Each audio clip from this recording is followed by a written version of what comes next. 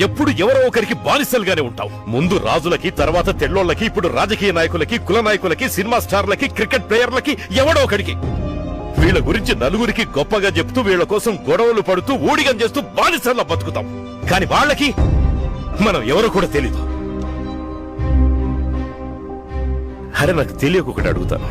మనం డబ్బులిచ్చి సినిమా చూస్తున్నాం కాబట్టి వాడు ఆ స్థాయిలో ఉన్నాడు. అప్పుడు ఎవడ్రా బాసు? మనమే కదా.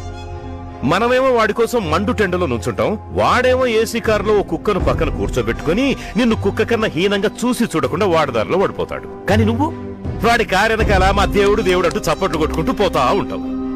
ఎరా కడుపుకి ఉప్పు కారమే కదా తింటున్నావు? ఆలోచించు. నువ్వు అభిమానించే ఏ హీరో కొడుకైనా ఇంకో స్టార్ కి అభిమానై కటౌట్ ఎక్కి పాలాభిషేకం చేసి జీవితం నాశనం చేసుకోవడం ఎప్పుడైనా చూసావా?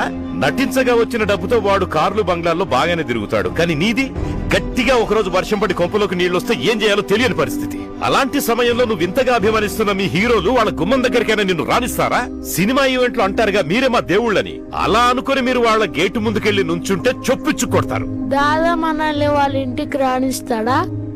కరెక్ట్ గా అడిగాడు. మనం ఎప్పుడు ఎవరినో ఒకరిని మోస్తూనే ఉండాలి. అయ్యో ధోని వేరే లెవెల్. మా హీరో దేవుడు. వాడి ప్యాంటు వాడే వేసుకుంటాడు, వాడి తిండి వాడే తింటాడు, వాడి ముడ్డి వాడే కడుక్కుంటాడు. వాడి సింప్లిసిటీ గుర్తు పెట్టుకోండి. ఎవడు ఎవడికన్నా గొప్పోడు కాదు.